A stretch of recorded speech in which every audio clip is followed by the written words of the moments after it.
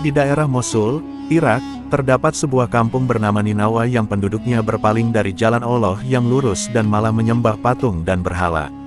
Allah Subhanahu wa Ta'ala ingin memberikan petunjuk kepada mereka dan mengembalikan mereka ke jalan yang lurus, maka Dia mengutus Nabi Yunus alaihissalam untuk mengajak mereka beriman dan meninggalkan sesembahan selain Allah Azza wa Jalla.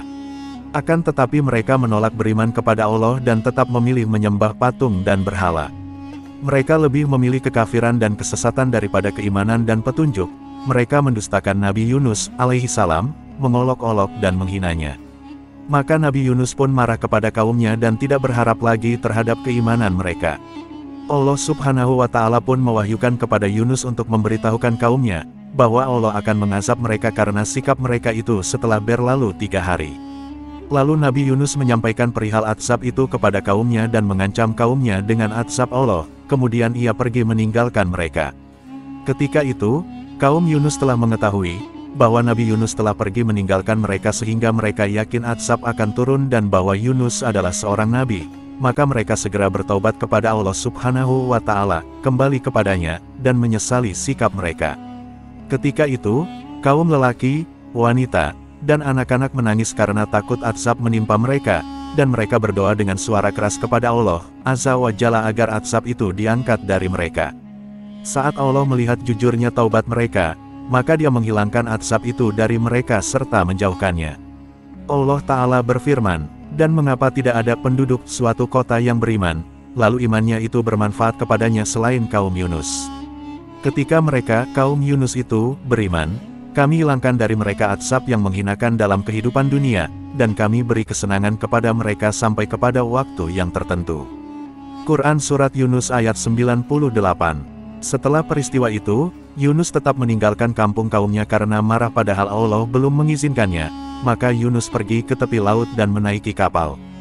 Pada saat Yunus berada di atas kapal, maka ombak laut menjadi dahsyat, angin menjadi kencang dan membuat kapal menjadi oleng hingga hampir saja tenggelam. Oleh ketika itu, kapal yang ditumpangi membawa barang-barang yang berat, lalu sebagiannya dilempar ke laut untuk meringankan beban.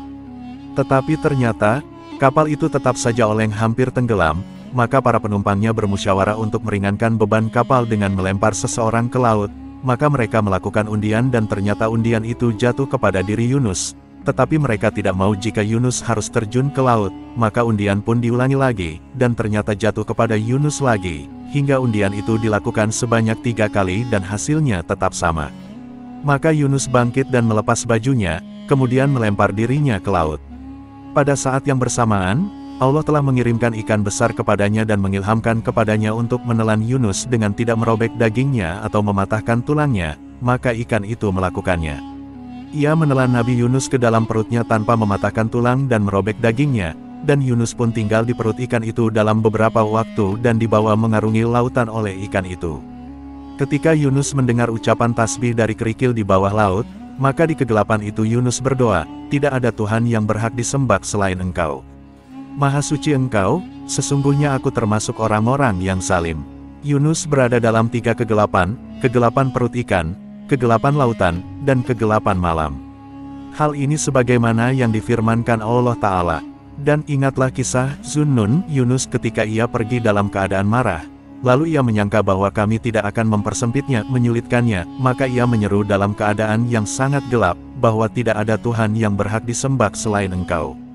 Maha suci Engkau, sesungguhnya aku termasuk orang-orang yang zalim, maka kami telah memperkenankan doanya dan menyelamatkannya daripada kedukaan. Dan demikianlah kami selamatkan orang-orang yang beriman.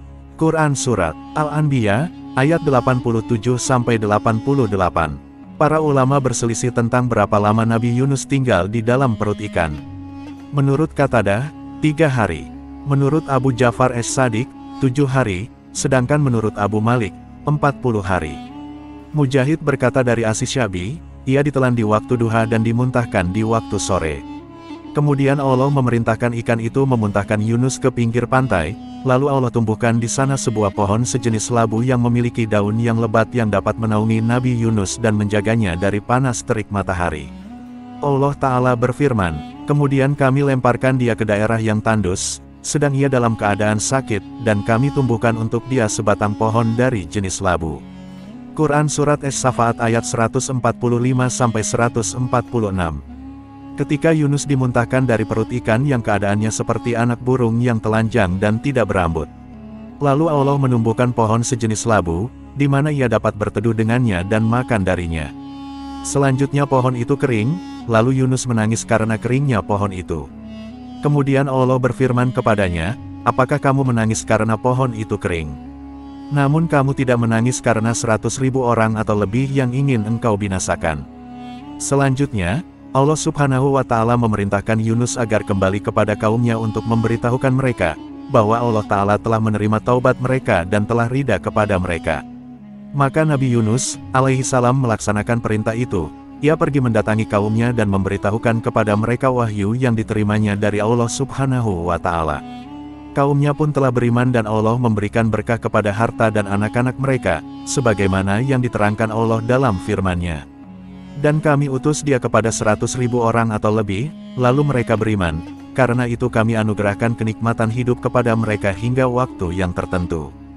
Quran Surat Es-Safaat ayat 147-148.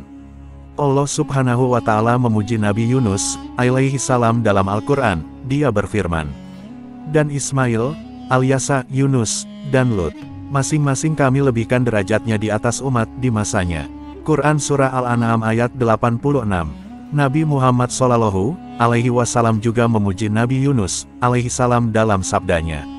Tidak layak bagi seorang hamba mengatakan, "Saya, Nabi Muhammad Shallallahu alaihi wasallam lebih baik daripada Yunus bin Matta." Hadis riwayat Muttafaqun alaih. Demikianlah kisah tentang Nabi Yunus alaihi salam. Semoga dari kisah Nabi Yunus kita mendapat manfaatnya. Wallahu a'lam bishawab.